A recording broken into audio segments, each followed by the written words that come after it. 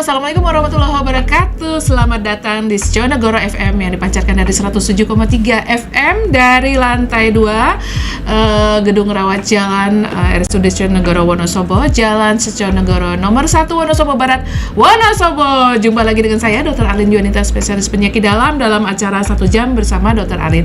Dan mohon maaf, ini saya sudah 1 bulan off karena sesuatu dan lain hal. Dan pagi ini kita akan ngobrolin tentang polio yang lagi naik daun dengan seorang dokter spesialis anak yang ada di RSUD Sejonegoro Wonosobo. Kita sapa dulu beliau. Assalamualaikum Dr. Vita. Waalaikumsalam Dr. Ali. Dr. Vita Pramatasari, spesialis anak. Apa kabar, sehat? Alhamdulillah sehat. Bocil gimana, Bocil? Alhamdulillah sudah tengkurap. Udah 4 bulan ya? Udah 4 bulan. 4 bulan. Oke, kita akan ngobrolin tentang polio ya. Jadi polio ini sesuatu yang menjadi emerging disease ya. Indonesia sebetulnya pernah dinyatakan bebas polio dulu ya. Terus karena ada 1 kasus, jadi kalau dari dunia kesehatan itu ada 1 kasus dari tempat yang nggak pernah ada, itu kita sebut KLB. Kejadian luar biasa. Jadi kemarin itu ada kasus baru di Kabupaten Klaten dan di Bangkalan, Jawa Timur ya, Madura ya. Kemudian ini ditanggapi sangat serius oleh Menteri Kesehatan dan Departemen Kesehatan RI. Dilakukanlah supin polio se-Indonesia. Di Jawa Tengah, Jawa Timur, dan Sleman. Oh, oke. Supin. Oh, jadi karena sup itu nggak semua ya? Iya.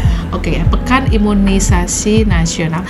Oke, kita mau ngobrol dulu tentang polionya dan kita akan bahas tentang vaksinnya di segmen 3 dan 4. Oke, saya kasih pengantar dulu bahwa apa itu sebetulnya polio? Jadi polio adalah penyakit saraf yang dapat menyebabkan kelumpuhan permanen.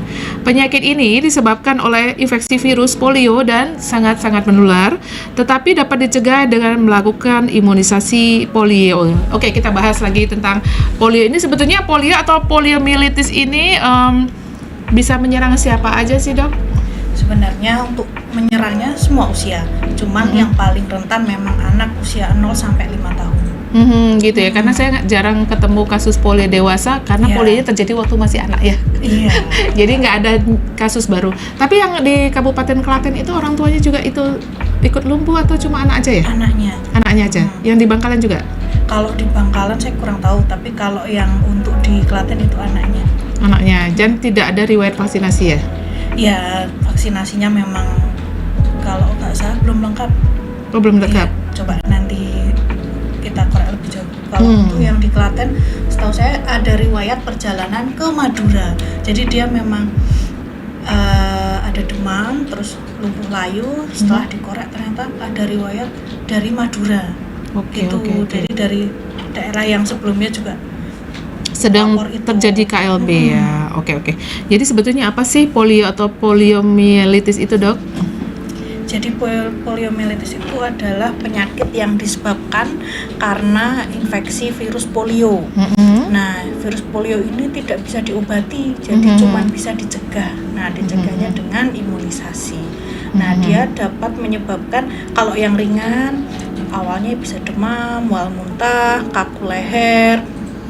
Nah, tapi sekitar 1 dari 200 kasus bisa terjadi kelumpuhan permanen. Dan sekitar 5-10%-nya itu bisa terjadi kematian karena kelumpuhan dari otot-otot pernapasan. Jadi saya nggak tahu kalau ternyata polio juga mematikan ya, Dok ya? Iya, karena jarang banget ketemu. 1, kasusnya jarang banget.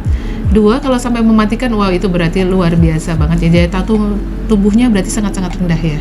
Ya, untuk lumpuhnya bisa nanti untuk sampai dewasa misalnya selamat gitu ya anaknya, tapi bisa ada gejala sisa.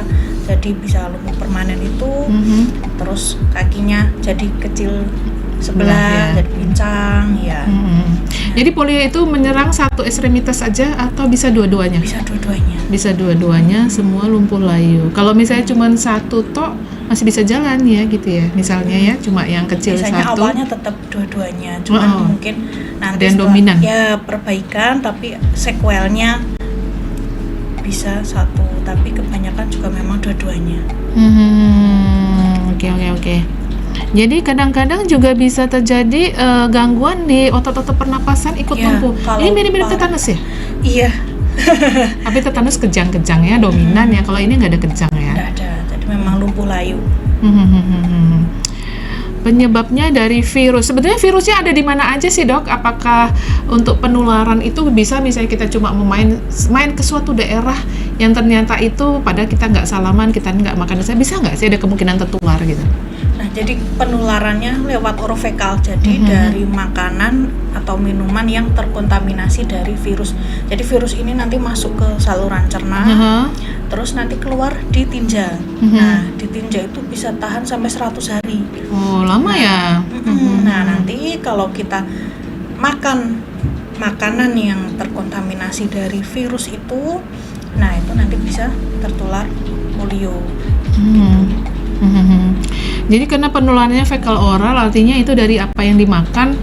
Misalnya untuk seseorang yang menyediakan itu, terutama untuk yang higienenya jelek Mungkin ya? Jelek. Sanitasi buruk itu faktor risiko terjadi polio. Jadi mereka misalnya di perkampungan yang crowded itu sangat riskan ya, terutama untuk balita-balita. Oke, kemudian apakah gejala awalnya juga ada mirip-mirip kayak ISPA gitu nggak? Ringan. Iya, bisa demam, capek. Demamnya tinggi lemas. atau anget-anget aja? Demam tinggi karena Demam tinggi. khasnya virus ya. Demam tinggi mendadak ya? Demam tinggi. Cara penularan yang lain bisa nggak? Misalnya cuman bermain antar balita saja gitu juga bisa? Kalau hanya salaman ya enggak masalah, asal setelah salaman terus kita cuci tangan sebelum makan, itu aman ya. Jadi langsung dibuang ya? Langsung dimatikan lah ya. Tapi kalau kita habis salaman terus kita orangnya itu mungkin tangannya bawa virus polio kan, terus megang makanannya kita jadi terkontaminasi, ya nanti masuk ke saluran cerna. Saluran cerna ya. Jadi itu yang di makanan, di minuman. Ya makanya jadi sejak terjadi endemik lagi pandemi COVID, jadi dari anak SD semua udah diajarin cara mencuci tangan yang benar ya. Yang berapa langkah ya? Berapa langkah ya udah lupa ya. Pokoknya saking sudah biasanya. Ya. Oke, jadi udah diajarin juga cara cuci tangan seperti yang dilakukan di rumah sakit, dan itu sangat menurunkan potensi-potensi penyakit yang ditularkan lewat fekal oral tadi ya, Dok ya. Oke deh, kita break dulu ya. Untuk yang pertama ini Mas Dika, Mas Devita, saya udah pilihin lagu ini, lagu lama, mungkin Dr. Vita masih kenal nggak ya? Tapi yang nyanyi Once Mekel, Sabda Alam, you know? Ya kalau Once Mekel masih kenal. Oh iya. Oke, kita break dulu untuk sesi 1, kita nikmati lagu dari Once Mekel.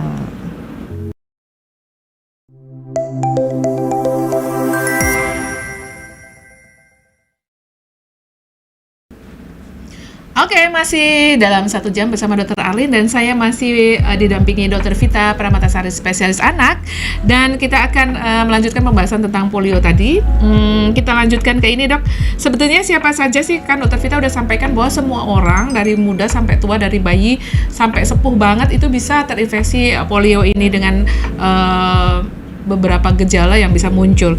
Sebetulnya apa saja sih yang membuat seseorang menjadi sakit kalau yang lain nggak sakit itu, Dok? Yang rentan siapa saja? Ya, jadi yang pertama anak usia 0 sampai 5 tahun. Kemudian ada kondisi imunosupresi, jadi gizinya buruk atau malnutrisi, Stunting kali ya? Ya, malnutrisi, kemudian juga ada pengobatan kortikosteroid jangka panjang, kemudian pasien-pasien yang kemoterapi, kemudian riwayat tinggal di sanitasi daerah yang sanitasinya buruk, ibu hamil, itu kemudian juga penderita AIDS, juga atau keluarga yang merawat orang yang terinfeksi polio, juga termasuk petugas kesehatan yang merawat penderita polio, itu risiko untuk tertular polio. Tapi karena sudah tahu cara penularannya kan nggak perlu pakai hazmat ya, Dok? Ya yang penting hand hygiene ya dok. Yang penting tangan ini ya, tangan, mulut itu mungkin jangan kalau datang ke sana disuguhi makan, mending nggak usah aja ya. Karena kan sumbernya di sana ya. Iya benar. Ya puasa aja di sana, jadi pakai masker, pakai banyak cuci tangan, hand hygiene ya. Oke, jadi kita sebagai petugas kesehatan juga harus hati-hati karena ini penularannya lewat virus dan tidak kelihatan. Atau orang yang habis itu tadi pada kasus yang di Klaten karena dia melakukan perjalanan ke daerah endemis ya dok ya? Iya di sana kan ada anak yang terkena polio. Oh iya dok, sekarang menambahkan. Jadi anak yang di Jawa Timur itu sudah lengkap imunisasinya, cuman dia ada kondisi malnutrisi. Kurang gizi berat. Ya. Oke. Nah kemudian si anak yang dari Klaten ini memang kebetulan perjalanan ke sana. Terus kalau yang anak di Klaten ini kebetulan imunisasinya tidak lengkap memang. Jadi itu menjadi faktor risiko untuk tertular virus polio. Jadi polio tidak bisa diobati, dia bisa dicegah dengan vaksinasi. Tapi kasus yang di sini adalah dia sudah full vaksinasi, udah komplit, tetapi dia masih tetap sakit karena faktor yang lain. Ya. Ada malnutrisi. Yang kasus kedua dia kurang komplit. Iya. Padahal mungkin status gizinya lebih baik ya. Iya. Status gizi lebih baik tapi status vaksinasinya kurang. Akhirnya bisa tertular dan menjadi sakit. Oke, kita sekarang ngobrolin tentang gejalanya ya dokter ya. Nampaknya yang dari dokter Vita sampaikan bahwa gejalanya itu range klinisnya bisa dari asimptomatik yang nggak ada gejala sama sekali. Akhirnya mereka menjadi carrier ya. Ya, Nggak kelihatan sakit tapi dia nularin. tapi nularin karena dia ngeluarin virus polio lewat tinjanya itu. Sebetulnya lewat tinja aja, lewat urin juga bisa? Lewat tinja. Lewat tinja toh? Iya. Oke. Jadi jalurnya di gastrointestinal ya. Kemudian ada juga gejala yang sangat-sangat berat yang sampai lumpuh nggak cuma di kaki, tapi juga ke otot pernapasan. Nah, ini mungkin kalau di kasus tetanus yang pernah kami rawat itu sampai pasang ventilator. Apa pernah ada kasus di zaman dulu polio yang sampai on ventilator? Termasuk banyak kematian. Jadi kan memang ini sebenarnya polio itu sudah lama. Itu ada dan banyak kematian, makanya terus dibuat imunisasi ini. Gitu. Program Dengan nasional ya. Ya, dengan harapan tidak terkena polio atau kalau terkena keparahannya tidak ringan, akan berat ya. Oke. Jadi memang vaksin itu tidak bisa mencegah 100% ya dok ya? Iya. Ada faktor lain yang menentukan, tapi kalaupun sakit itu ringan, jadi nggak berat. Sama dengan vaksin TBC ya dokter ya? Bayi baru lahir udah di BCG, kemudian kenapa balita masih banyak anak-anak yang kena TB anak, itu ya nggak apa-apa kena tapi ringan, jadi nggak yang berat meningitis sampai ke selaput otak yang mematikan itu ya dok ya? Jadi dia mengcover tidak 100%. Oke, tapi itu usaha yang luar biasa ya untuk ibu-ibu yang mau mengantarkan anaknya untuk vaksinasi lengkap. Oke, kita ngobrolin tentang gejala nih dokter. Tadi ada yang bisa bikin lumpuh dan nggak bisa bikin yang nggak bikin lumpuh ya dok ya, paralisis dan non paralisis. Bisa itu klinisnya berbeda dokter waktu pertama sakit. Jadi memang kebanyakan justru gejalanya tidak bergejala. Terus kemudian ada yang bergejala, gejalanya ringan seperti demam, muntah, kemudian lemes, terus kaku di leher. Nah, tapi ada yang sampai berat atau gejala paralisis, ya, sudah ada lumpuh layu, terutama dari kedua tungkainya. Tungkai itu kaki ya? Iya, kaki. Jadi itu kelumpuhannya dari bawah ya? Iya. Naik ke atas. Dan itu termasuk kasus diagnosis banding dari akut flasid paralisis. Jadi memang kalau lumpuh layu di kaki kita curiga yang pertama polio, terus ada Guillain-Barré syndrome, ada ATM gitu. Oke. Kemudian apa ya? Gejalanya tadi nyamari dengan gejala yang lain ya, seperti ISPA aja ya. Jadi ada demam, nyeri kepala, nyeri tenggorokan, muntah. Kayaknya itu Indonesia Raya banget ya gejalanya ya. Oke. Makanya kalau nanti terus kok dari yang awal seperti itu terus ada lumpuh layu, harus segera dibawa ke Vaskes agar dilakukan pemeriksaan tinja. Jadi ini polio apa bukan, kuncinya di pemeriksaan fesesnya. Jadi kalau di fesesnya diperiksa yang kelihatan apa nanti? Nanti ada virusnya. Bisa dilihat di mikroskop biasa kah? Nanti itu Atau dikirim? dikirim. Oh, dikirim. Iya, tetap dikirim ke Jakarta ya. Hmm. Nanti fesesnya yang ngecek pun nanti dinas. Oke. Iya, jadi saya simpulkan, jadi gejalanya ada dua, satu yang untuk paralisis yang bikin lumpuh dan non paralisis yang nggak bikin lumpuh. Kalau yang non paralisis itu ringan-ringan, nyamari, kayaknya seperti sakit biasa. Kita curiga mungkin kalau ada riwayat kayak tadi perjalanan, Ya. riwayat vaksinnya bagaimana. Kemudian kalau yang berat tadi dari bawah ke atas, yang paling parah adalah kalau otot pernapasan terkena ya Pernapasannya dok ya. lumpuh bisa Lumpuh kematian, yang ya. bisa bikin kematian tuh matinya karena itu loh. Kalau orang cuma nggak bisa jalan aja kan nggak menyebabkan kematian Iya. ya, tapi yang menyebabkan kematian otot nafasnya ikut lumpuh. Ketumbuh nanti bisa meninggal 5-10% kan kasus Iya. polio itu meninggal karena kelumpuhan otot nafas. Kelumpuhan otot nafas. Oke, kita break dulu ya Dokter Vita untuk sesi kedua ini. Oke, kita mau setelkan lagu Restu Bumi dari Dewa 19. Ada Firzanya? Ya, yang ada Firza, jadi lebih rame. Firza kenal lo Firza? Kenal. Oh, iya. Beda generasi guys, jadi aku yang old, dia yang new. Oh, tapi gaul. Oke, kita nikmati dulu sebelum nanti ke sesi 3 untuk pembicaraan obrolan yang lebih menarik lagi. Selamat mendengarkan.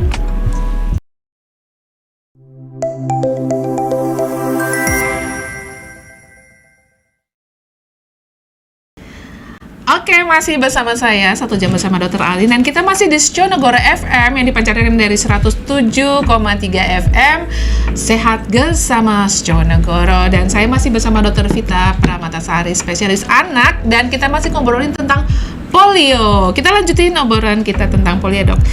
Sebetulnya kapan harus ke dokter sih? Apa nunggu parah dulu? Apa cuma demam sehari langsung ke dokter? Wah, kalau gitu semua dokter penuh dong nanti ya. Gimana, kapan? Ya, jadi kalau sudah ada gejala demam, terus muntah, nyeri telan, kemudian kaku leher, terus nyeri otot, nah itu sudah caution ya, sudah waspada, terus warning. segera dibawa ke dokter. Apalagi kalau sudah sampai ada kelumpuhan, itu wajib harus segera dibawa. Ya, karena Kelumpuhan ada beberapa mendadak. kasus yang memang progresivitasnya cepat. Jadi Cepat sekali. dalam beberapa jam sudah bisa lumpuh gitu. Jadi kalau sudah ada gejala itu, mending segera dibawa ke dokter. Itu offsetnya berapa tuh dok? Dari misalnya kontak dengan kuman sampai menimbulkan gejala tuh seberapa cepat atau seberapa lama sih? Ya, sekitar 4-30 hari, jadi memang rentangnya Wow, lama juga ya. lama. Jadi kalau menganamnesis pasien, ibu dalam 30 hari terakhir si bocah dibawa kemana aja bu? Gitu ya. Mainnya kemana Penting aja? ya. Penting Tapi ya? yang sebenarnya lebih penting justru pencegahannya dok. Pencegahannya dengan vaksin tadi ya. Oke, nanti kita bahas di sesi keempat. Kemudian diagnosis polio ini ditegakkan hanya dari klinis saja. Apakah ada tadi yang dokter bilang harus cek, yang harus dikirim ke Jakarta, agak ribet juga ya? Ya. Jadi memang diagnosisnya pertama dari anamnesis ya. Gejalanya, kemudian juga dari riwayat bepergian dari daerah yang mungkin endemik, memang terjadi polio di sana. Kemudian dari pemeriksaan fisik dan juga penunjang-penunjang ini, yang utama tadi pemeriksaan tinja, bisa juga dari diambil cairan dari otaknya kalau ada gejala dari kaku leher gitu. Yang paling utama itu, bisa juga kalau memang ada gejala nyeri telan, dicek dahak seperti itu. Oke. Jadi sampelnya diambil dari dahak, feses, dan cairan otak. Oke. Jadi lebih banyak ke anamnesis dan klinis ya dok ya. Iya. Oke. Kemudian pengobatan nih, kabarnya polio itu nggak bisa diobatin, terus ngapain ke dokter gitu? Oke, kita ingin tahu. Kalau pada kasus ini yang diobati itu apanya? Apa bisa menghilangkan 100%? Kalau orang yang sudah pernah begitu bisa nggak dok? Recovery-nya itu 100% atau cuma 80%, 70% atau di bawah 20% gimana? Sebenarnya untuk recovery-nya cukup bagus ya. Untuk saat ini recovery-nya bagus. Jadi masih, kalau dulu memang kan banyak ya dok, karena vaksin belum, cakupannya belum seperti sekarang. Kalau dulu memang untuk gejala sisanya lumayan banyak. Gitu. Tapi kalau untuk sekarang recovery-nya baik. Terus obat-obat yang diberikan tuh kalau di rumah sakit gimana? Ya sebenarnya memang tidak bisa diobati, makanya lebih diutamakan untuk pencegahan polionya. Cuman kalau memang sudah terkena, obat-obatnya ya bersifat suportif aja. Jadi anti nyeri, terus penurun demam, ya. Jadi Antibiotik juga ya. karena kadang juga diikuti infeksi dari bakteri, terutama kalau otot saluran kencing ya. Jadi itu berisiko nanti terjadi infeksi saluran kencing, jadi diberikan antibiotik. Oke, jadi untuk polio ini obat tidak untuk menyembuhkan, tapi buat mengurangi keluhan keluhan, gejala yang dirasakan. Jadi karena biasanya di bagian yang lumpuh itu sakit ya? Iya, sebelumnya awalnya itu biasanya ada nyeri. Sebelum sampai lumpuh itu nyeri di ototnya. Apakah nanti dengan bantuan misalnya nextnya di fisioterapi? Itu Bisa? tapi tetap tidak menyembuhkan ya. Oh enggak, jadi cuma membantu menambah fungsi supaya tetap bisa jalan seoptimalnya ototnya itu ya. Kalau seperti pada pasien stroke ya dok, kan lemes biar tidak kontraktur ya, tidak kaku. Ya, cuma itu ya berarti ya. Iya. Oke. Jadi kadang-kadang kasus ini kan juga terjadi pada anak-anak yang mungkin tadi seperti kasus yang di Bangkalan itu malnutrisi ya. Jadi karena malnutrisi, kurang gizi, otomatis untuk imunnya juga turun, dia gampang terinfeksi yang lain-lain ya. Mungkin radang saluran kencing, pneumonia atau apa, ISPA gitu ya. Ya, kalau untuk malnutrisi terus pasien AIDS ya paling banyak nanti bisa tuberkulosis. TBC ya. Kalau pada polio ini bisa kejang-kejang juga nggak dok? Enggak ya, beda ya sama tetanus ya. Kalau tetanus itu kejang-kejang. Oke deh, kita ngobrolin tentang komplikasinya nih dok. Apa aja dok yang jadi komplikasi dari polio ini? Ya, bisa terjadi kecacatan ya, karena lumpuh layu, terus bisa cacat. Kemudian ya tadi seperti infeksi saluran kencing juga nanti bisa terjadi masalah di saluran kencingnya. Terus juga kalau misalnya sudah sampai ke saluran napas bisa sampai gagal napas dan akhirnya meninggal gitu. Iya, jadi cacat, kelainan bentuk, jadi otomatis nggak seperti anak normal ya. Nah, apalagi kalau tidak di fisioterapi, jadi kan ototnya akan mengecil. Nah, itu jadi kelainan bentuk. Jadi kakinya kecil. Biasanya cuma bawah aja ya, nggak? Iya, kebanyakan bawah aja. Bawah aja. Tangan masih bisa seperti normal ya, kekuatannya juga normal. Oke. Kemudian ini ada juga yang sampai setelah selamat dari kematian, misalnya masih survive, itu ada namanya gejala sindrom pasca polio ya. Oh ya, bisa terjadi sindrom pasca polio. Ya, jadi seperti ya, tapi ada yang sampai depresi, terus ya ada beberapa yang nyeri sampai berat setelah terkena polio itu masih selain lumpuh, layu juga nyerinya tuh enggak sembuh-sembuh. Jadi memang masih bertahan ya. Aja, ya. Kalau di daerah yang lumpuh itu kan satu tentang otot ya. Iya.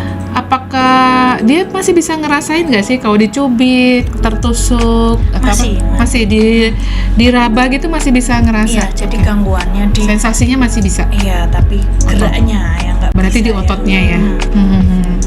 Oke. Jadi ada ini sindrom pasca polio tuh bisa sulit bernapas, sulit menelan, gangguan ingatan. Ya, kalau gangguan ingatan saya jujur belum pernah nemuin ya. Gangguan tidur, depresi. Ini yang depresi orang tuanya deh kayaknya. Ya, pasiennya juga. Wah, kan pasien misalnya masih umur 2-3 tahun kan mungkin belum mikir masalah itu ya. Iya. Dia masih batita itu masih kecil banget, tapi mungkin depresi kalau misalnya udah agak gede ya. Usia sekolah, temennya bisa lari-lari, dia nggak bisa, jadi depresi. Otot sendi makin lemah. Jadi tetap dalam kasus ini fisioterapi membantu ya. Iya. Oke, sekarang kita ke pencegahan polio nih dok. Polio bisakah dicegah dengan apa dok? Dengan vaksinasi. Oke. Nah, vaksinasi polio ini ada yang tetes atau oral, ada yang suntik. Nah, kalau dari Kemenkes dan yang terbaru ini minimal 3 kali polio tetes dan 2 kali polio suntik. Jadi 5 kali ya? Ya, jadi umur 1 bulan itu diberi polio tetes, kemudian 1, 2, 3 itu itu kan tadi 1 bulan bareng sama BCG, terus nanti bulan kedua, ketiga, dan keempat itu nanti bareng sama Pentabio. Nah itu polio tetes. Nah tapi di usia 4 bulan ini selain polio tetes nanti juga diberikan polio suntik. Nah polio suntiknya selain di 4 bulan juga di umur 9 bulan nanti bareng sama vaksinasi MR. Oh iya, oke. Oke, kita mau memperdalam tentang vaksin ini nanti di sesi yang berikutnya ya. Jadi bentuk vaksin polio ini 2, 1 ditetes, gampang banget ya. Jadi nggak repot ya kalau misalnya repot. Terus nggak muntah, ada rasanya nggak sih itu? Ada manis. Oh manis, ini ditambahin gula kali ya. Supaya anak-anak suka dicecep-cecep gitu ya.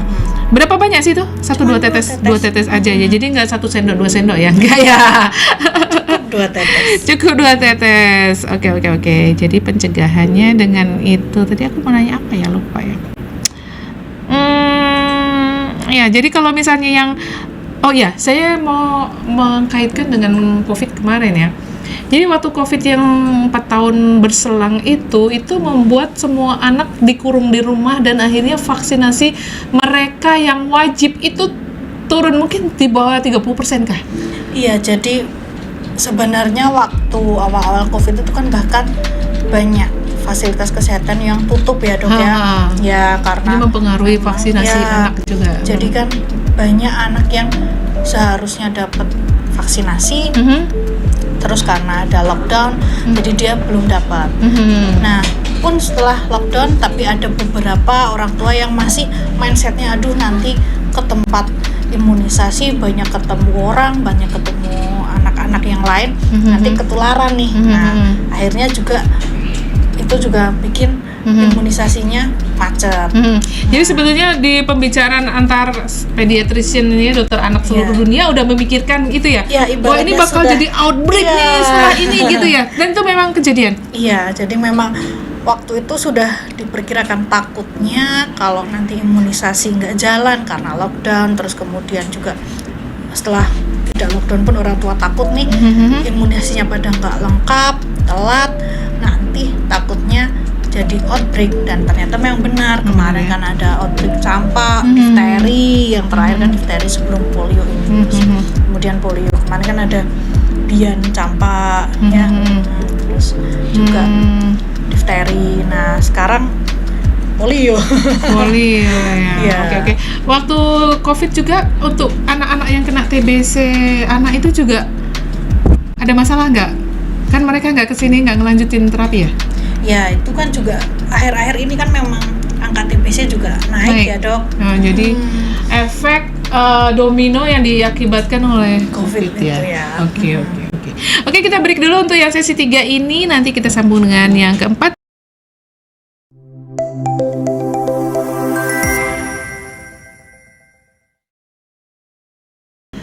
Oke, masih bersama 1 jam bersama Dr. Arlin dari Sionegoro FM, RSUD Sionegoro Wonosobo, dan saya masih ditemani Dr. Vita Pramatasari, spesialis anak. Kita masih ngobrolin tentang polio. Di sesi terakhir ini kita akan membahas khusus tentang vaksin polio. Sebetulnya vaksin polio itu apa sih dok? Jadi vaksin polio itu ada 2 macam ya dok. Ada yang tetes, ada yang suntik. Tapi dua-duanya bertujuan untuk mengurangi kejadian polio ataupun kalau sudah terjadi mengurangi keparahannya. Nah untuk yang vaksin tetes itu adalah vaksin dari virus polio yang dilemahkan. Gitu. Kalau vaksin yang suntik itu vaksin dari virus polio yang dimatikan. Ya, dimatikan. Jadi nanti harapannya tubuh membentuk antibodi untuk melawan virus yang sudah dilemahkan tadi ya dok ya. Jadi tujuan pemberian vaksin polio ini adalah? Nah kalau yang vaksin polio tetes itu kan nanti kan dia akan masuk ke saluran cerna. Nah harapannya dia nanti kan virusnya berkembang biak di situ, tapi karena virulensinya sudah direndahkan ya, jadi dia berkembang biak dan memicu imunitas dari kekebalan di saluran cernanya. Gitu. Nah, dan juga di darahnya yang anak yang divaksin tersebut. Harapannya nanti Kalau suatu saat anak itu terkena virus Kontak, polio, ya karena sudah ada kekebalan di saluran cernanya, jadi nanti bisa mati virus polionya. Nah, beda kalau yang suntik karena vaksin yang dimatikan, ya dia hanya membentuk kekebalannya di darah. Nah, masing-masing sebenarnya ada kelebihannya. Kalau yang tetes kelebihannya tadi dia membentuk kekebalan di saluran cernanya. Jadi kalau dia terkena virus polio, ususnya ibaratnya bisa membunuh virusnya, jadi keluar dari tinja itu virusnya sudah mati. Ya, jadi tidak menyebarkan. Tapi dia cuma mengandung 2 macam. Jadi BOPV itu cuma ada virus polio liar tipe 1 sama 3. Kan ada beberapa tipe. Oke.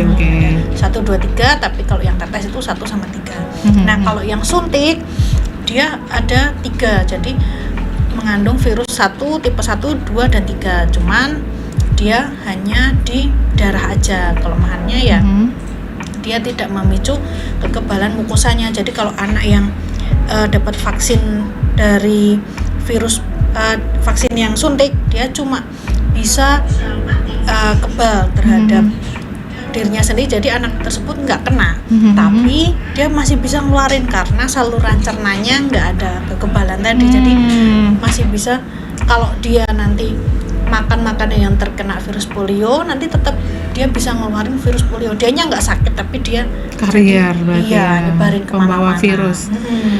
Jadi makanya di-combine. Virus yang ada 2 sediaannya cuman polio ya. Kalau yang lain kan semua bisa injeksi, cuma satu macam, tidak ada yang tetesnya. Ya, kalau jadi tetes kan rotavirus, tapi juga nggak ada yang suntik. ada suntik. Oh, untuk yang diare rotavirus itu tetes. Oke, jadi tetes ada 2, polio dan rotavirus.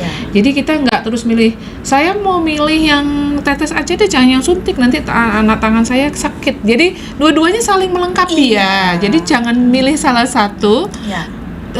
Mungkin yang satu 90%, satu 90%, 90 sampai 98% untuk apa ya? Cakupannya ya. Efektivitasnya. Ya, walaupun tinggi tapi kan sebenarnya ada tujuannya sendiri-sendiri. Jadi kalau yang beda ya. Tetes ya untuk membantu kekebalan di saluran cerna. Jadi kalau dikasih dua-duanya, harapannya anak itu kalau terkena virus polio juga nggak akan sakit, tapi juga dia nggak akan menularkan. Gitu. Jadi yang disampaikan Dokter Vita adalah manfaat vaksin polio. Jadi yang pertama tadi merangsang kekebalan tubuh.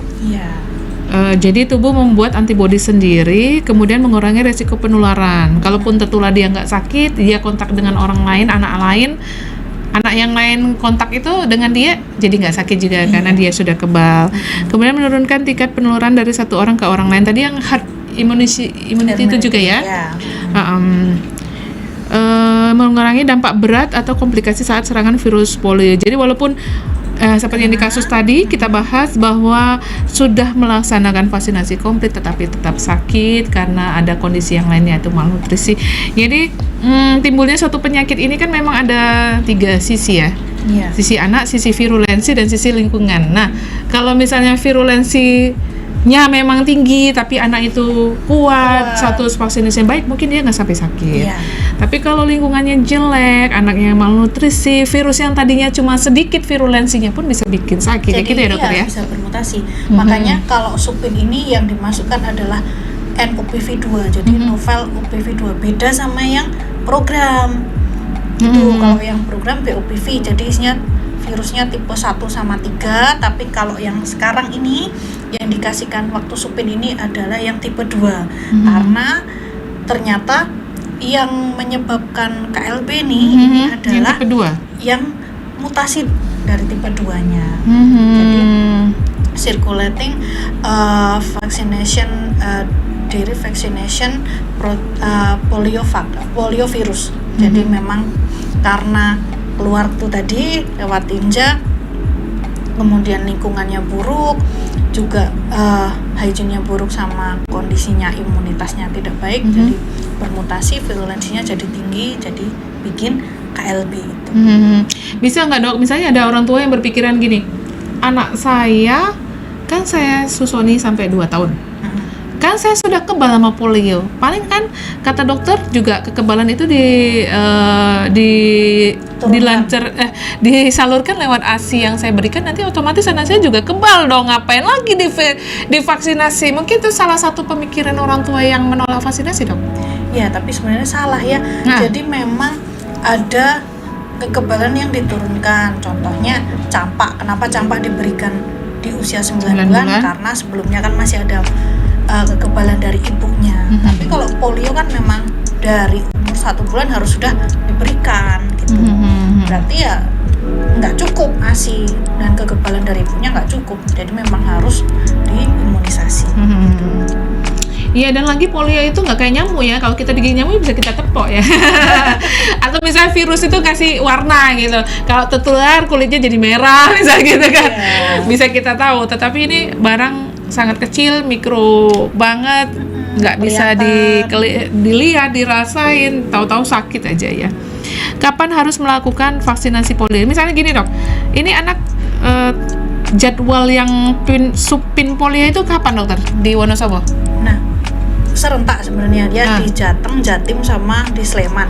Itu jadi ada 2 putaran, Dok. Putaran pertama tanggal 15 sampai Januari? Sekarang 15 Januari sampai 20 Januari. 1 minggu ini putaran pertama. Terus nanti yang putaran kedua di bulan Februari. Jadi selang 1 bulan. Itu tuh 2 kali vaksin? Iya, 2 kali tetes untuk booster nanti yang kedua ya.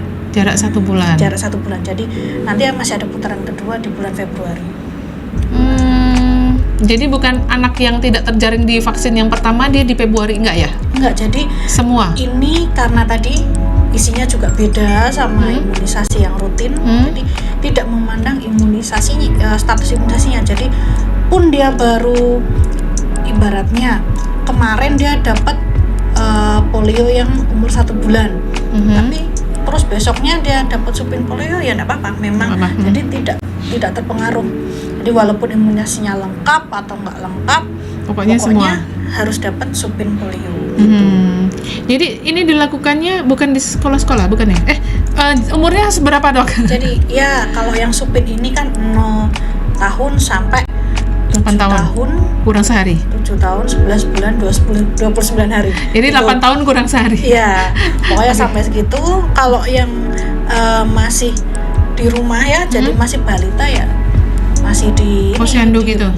Iya, kalau kemarin di aula kelurahan kalau untuk yang Wonosobo Timur. Anak saya kemarin di sana. Nah, anak muda. Awas kalau enggak. Dipentelangin Dokter Vita nanti. Dika mana Dika? Tapi kalau yang sudah sekolah memang di sekolah. Di sekolah. Oh, jadi masuk bias ya. Mirip ya? Bias juga. Jadi masuk supin polio tapi memang penyelenggaraannya di sekolah. Nah ya, berarti itu yang untuk kelas 1 2 ya. Iya, di bawah 8 tahun. Oke. Kapan harus vaksin polio? Jadi jadwal rutin tetap, kalau ternyata antara jadwal rutin kedua dan ketiga tuh ada supin, ini tetap dimasukin ya. Jadi nggak peduli bulan depannya lagi nanti ada supin yang kedua bulan Februari, kemudian seminggu setelah itu jadwalnya posyandu tetap datang. Ya, karena isinya juga beda. Isinya beda. Jadi untuk mengcover semuanya ya. Oke, prosedur vaksin polio, tetes, injeksi. Karena orang kadang takut anaknya diinjeksi, takut demam. Oh, ini menyebabkan demam nggak, Dok? Habis divaksin? Kalau yang tetes itu jarang sih.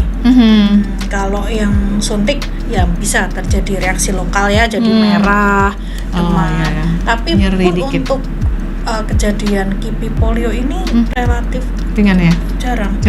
Kurang dari 1%. Kalau misalnya gitu, Dok, udah dijadwal di kelurahan katakanlah begitu, pas hari itu anak itu lagi nggak enak badan, demam, batuk pilek, itu boleh nggak divaksin? Kalau batuk pilek nggak ada demam sih nggak apa-apa, tapi kalau demam jangan, tunda dulu. Berarti nanti dia ikut yang hari yang mana yang dia kemudian itu, misalnya tanggal 15 dia demam, 3 hari demamnya hilang, kemudian hari ke-5-nya misalnya mau vaksin ikut. Nanti bisa difasilitasi petugasnya. Oke, kalau untuk vaksin yang ditetes itu ada syarat, anak nggak boleh makan yang es krim atau apa, atau semua bebas aja, dia lagi ngemut apa dia terus ditetes, boleh? Boleh aja, Dok. Nggak ada syarat? Iya, boleh. Habis itu misalnya ditetes terus langsung netek ibunya juga boleh. Nggak masalah ya. Nggak harus terus ini puasa makan dulu 1 jam sebelum ditetes, 1 jam setelahnya juga nggak boleh, nggak ada ya? Enggak. Langsung aja ya? Langsung boleh. Oke. Booster tempat melakukan polio. Sebetulnya Indonesia sempat bebas, kayaknya saya pernah baca sempat bebas polio tahun berapa, kemudian ada outbreak ya? Ya sebenarnya 2014 itu kan Asia Tenggara itu sudah Bebas polio. bebas polio. Cuman bebas polio bukan berarti nggak bisa tertular. Memang bebas polio tidak ada kejadian polio, tapi masih bisa tertular. Karena waktu itu pun Afghanistan sama Pakistan kalau nggak salah itu Masih ada endemis kasus. polio. Iya, jadi ya kalau masih ada yang ke daerah sana masih bisa. Tapi kalau main ya jangan ke Afghanistan lah. Banyak roket-roket kesasar di sana nanti. Mainnya kayak itu aja, ke Blembem. Jalan baru, jalan anyar. Oke dokter, kalau misalnya gini dokter, dokter ingin menyampaikan sesuatu, banyak orang tua juga yang meragukan vaksinasi ini, tidak datang ke vaksin karena masalah kehalalan. Gimana dok? Halal ya, kalaupun tidak boleh pasti sudah dilarang MUI ya dari Iya, lama, ini di ACC ya. MUI ya. Iya. Jadi nggak usah takut Nggak usah masalah takut. kehalalan. Dan kita ambil manfaatnya. Jadi jangan sampai anak kita polio, lumpuh seumur hidup, kita baru menyesal. Karena itu akan mengganggu masa depan yang luar biasa ya. Iya. Nanti di sekolah mungkin harus di sekolah malu, luar biasa. terus juga, ya, pun dia mungkin bisa jadi atlet lari ya dok. Jadi nggak Yang bisa. paralimpik misalnya Iya. kayak mungkin dia mengeksplor kemampuannya yang terbatas itu di olahraga khusus paralimpik gitu ya. Misalnya olimpiade yang untuk cacat-cacat ya. Iya. Itu bisa ya. Dan juga produktivitasnya akan beda sama yang anak normal ya. Oke deh, sebelum ditutup, saya ingin Dokter Vita kasih satu resume dari tentang polio, sebabnya apa, obatnya gimana, vaksinnya bagaimana, terus saran yang terakhir nih buat para ibu-ibu yang punya balita atau nenek-nenek yang punya balita di rumahnya. Silakan dok. Ya, jadi virus polio itu kan bisa dicegah ya. Jadi penyakit polio itu disebabkan virus dan itu walaupun tidak bisa diobati, tapi kita bisa mencegah, dan mencegahnya relatif mudah dengan imunisasi. Dan imunisasi juga sudah difasilitasi oleh pemerintah, sudah Gratis, tinggal datang. Iya, tinggal datang. Jadi sepertinya nggak ada alasan untuk Tidak imunisasinya tidak lengkap, harus lengkap. Ya, gitu. Jadi harus lengkap datang karena ini gratis, dan kita ikut mensukseskan program dunia. Sebetulnya ini nggak cuma program kesehatan di Indonesia saja, tapi dunia untuk menghilangkan penyakit-penyakit yang bisa dicegah dengan vaksinasi ya dok ya. Jangan takut masalah kehalalannya karena vaksin ini halal, dan jangan sampai kita menyesal di kemudian hari anak kita akhirnya menjadi cacat, nggak kebayar nanti gara-gara hanya nggak sempat nganterin jadwal vaksin karena sibuk di pasar, sibuk dan yang lain-lain. Imunisasi itu hak anak, jadi ya harus. Nah, jadi kewajiban orang tua. Nah, Di mana menjadi hak di satu tempat akan ada kewajiban di tempat lain. Jadi itu hak anak untuk menjadi sehat, kewajiban orang tua untuk nganterin anaknya ke vaksinasi. Oke, semoga yang Supin ini sukses ya dok ya. amin. Jadi hari ini hari terakhir yang ronde pertama, nanti ronde kedua Februari. Kapan dok Februarinya? Februarinya selang 1 bulan. Jadi tanggalnya beda. Nggak tanggal 15, tapi tanggal saya agak lupa. Coba ini kita lihat. Oh, ini tanggal 19 Februari mulainya. Nah, nanti juga Jadi habis pemilu ya. Oh iya benar. Jadi nggak ada alasan. Saya mau pemilu, mau nyoblos ya. Seminggu mulai dari tanggal 19 Februari pasca pemilu itu ya dok ya. Oke, kita juga respon cepat Kabupaten Pemda Kabupaten Wonosobo ini punya dapat apresiasi ya. Itu targetnya ada 95.430 anak. Wow, luar biasa itu. Keren. Jadi untuk teman-teman yang di Puskesmas selamat bekerja ya, kita support kalian. Terima kasih banget sudah membantu mencerdaskan dan menyehatkan. Karena kalau nggak sehat, kecerdasan juga terganggu ya dok ya. Iya. Dan juga berarti ini orang tuanya pada datang semua. Iya, datang. Yang lagi di pasar sempatkan datang walaupun itu cuma 5-10 menit untuk memvaksinasi anak atau cucu atau ponakan misalnya gitu ya dok ya. Oke deh, ini udah selesai. Saya makasih banget sama Dr. Vita. Kita apresiasi juga untuk Pemda Wonosobo ya. Dan jajaran Puskesmas seluruh Jawa Timur, Jawa Tengah, dan Sleman. Iya. Kenapa Sleman dikecualikan? Iya, karena dekat sama Klaten. Jadi Oh, kan I see. Iya. Tetangga Klaten Tetangga. gitu. Kenapa nggak Gunung Kidul juga? Kenapa nggak Bantul juga? Saya jadi bertanya-tanya gitu. bisa Kenapa? nanti kalau jadi PIN ya, kalau nanti setelah ini kan akan dikaji. Kalau bagus ya sudah. Tapi kalau Tadinya aku nggak tahu kenapa namanya ada subnya ya, subpin gitu. Karena Rupanya juga karena di- nggak semua, jadi provinsi ya levelnya ya. Oke, terakhir kita akan putarkan 2 lagu dari Dekat di Hati dari Ran dan This Love from Gigi Dilana. Oke, makasih banget Dokter Vita. Kita udah ada program berikutnya nih ngobrolin tentang hepatitis A yang lagi outbreak juga ya Dok ya. Masih banyak pasien aku juga ya hepatitis A. iya. Karena Dokter Vita nggak praktek di sebelah rumah, jadi akhirnya anak-anak itu ke rumahku. Oke, dah. Ya, semoga segera ya, Dok. Semoga segera, ya mungkin 2 minggu lagi atau minggu depan. Oke deh, kita tutup pembicaraan kita. Makasih buat Anda yang sudah berpartisipasi mendengarkan ini, dan ikuti juga subscribe channel kita di RSUD Sujonegoro dan Ahli Wanita. Makasih banget dokter. Sama-sama, Kita Dokter. semoga menjadi amal jariah ya dok. Soalnya Amin. Dokter Vita nggak saya bayar. Kita minum jus saja ya. Pakai cinta. Iya, di belakang layar ada Mas Devita Aditya Wicaksono dan Tika Baskara. Makasih banget, dan kita tutup wabillahi taufik walhidayah. Wassalamualaikum warahmatullahi wabarakatuh. Salah ya? Gini ya? Salah. Gini. Iya, kok boleh ya.